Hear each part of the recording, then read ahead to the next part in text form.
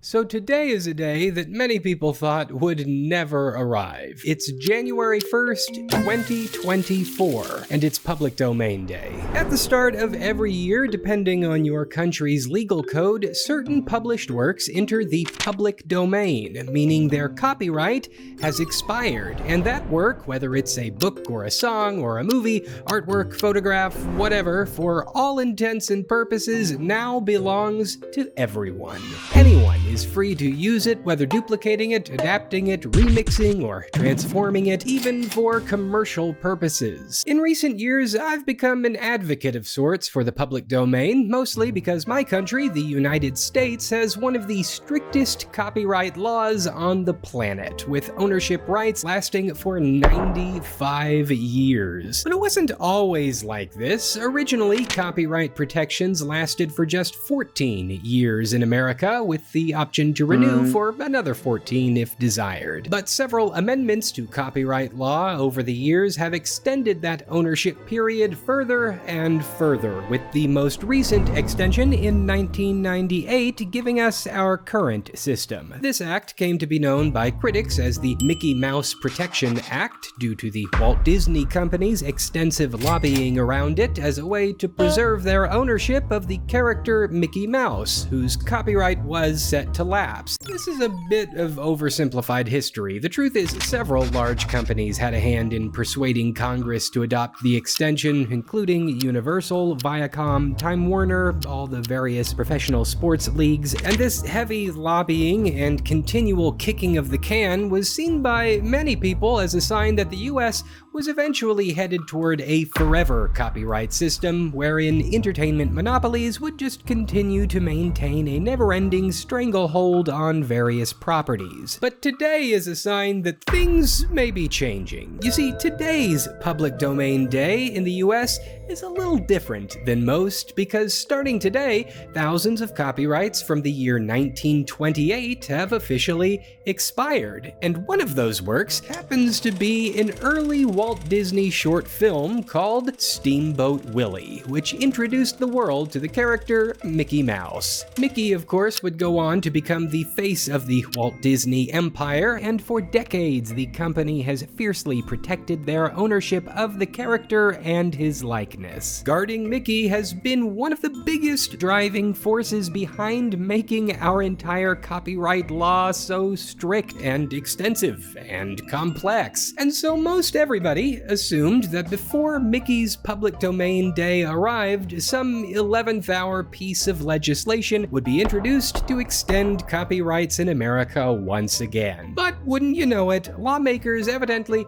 have had enough, and starting today, Mickey Mouse, the beloved cartoon character, is owned by everyone. Sort of. To be clear, the only thing entering the public domain is the Steamboat Willie version of the character. As the years went on, Disney, of course, developed more and more of the character with a slightly altered look, specific character traits, storylines that have all come to be the Mickey that most folks associate with the name today. This Mickey, the modern Mickey that Disney has spent about the past century promoting, is not in the public domain. They still very much own it, and boy howdy will they protect it legally. Disney also still separately holds a trademark on Mickey as a corporate mascot and brand identifier, so don't go starting a company trying to use him as your logo, and you definitely can't use the character to deceptively fool consumers into thinking that they are purchasing legitimate Disney products. However, this original version is open for adaptation. I cannot overstate just how monumental that this is, because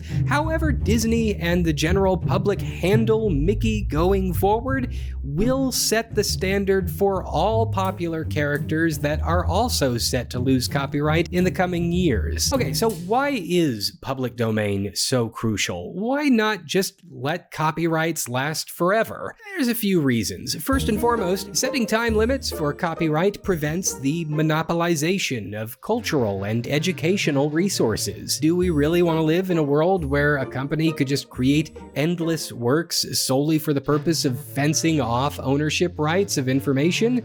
Yuck. Public domain allows the democratization of access, meaning a broader audience can enjoy and learn from works that might otherwise be restricted. What's more, public domain preserves history. It ensures that cultural and historical works remain accessible for future generations. This is good because humans are at our best when we are free to share information back and forth, stories, and culture. Public domain encourages creativity and innovation, allowing artists and creators to build upon existing works without constraints. This is great for both educational material, but also creative works. Think of the writings of Shakespeare, Jane Austen, artists like Vincent van Gogh, Beethoven, Charlie Chaplin, stories like Cinderella, Snow White, Hansel and Gretel, Dracula, Sherlock Holmes, and The Wizard of Oz. All of these have enjoyed extended life thanks to public domain. And sure, public domain means that plenty of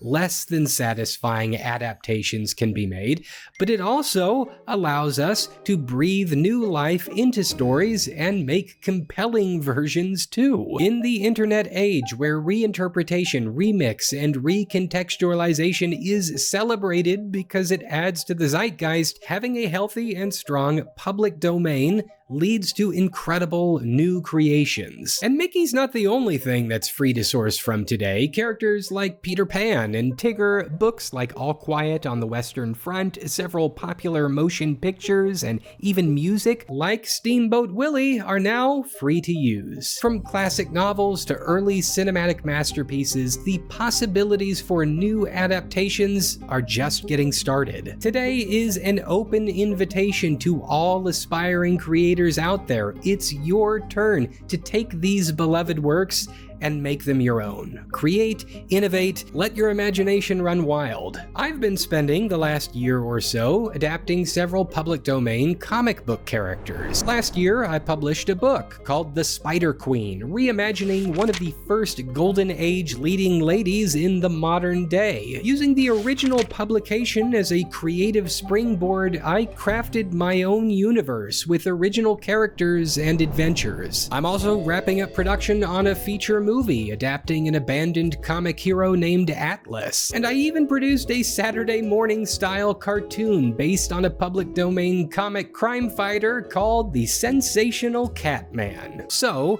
starting today, what are you gonna make? This video is sponsored by Squarespace. Got a creation to show off or a business idea that you want to bring to life? They've got everything that you need to get started. Start with one of their best-in-class website templates and then use their new Fluid engine to customize it just how you like it. Use member areas to host exclusive video content. And if you've got something to sell, their online storefront makes it easy. Head to squarespace.com to start a free trial today. Give it a shot if you like the experience, and I think you will. Then when you're ready to launch your site in full, head over to squarespace.com/Austin McConnell to save 10% off your first purchase of a website or domain.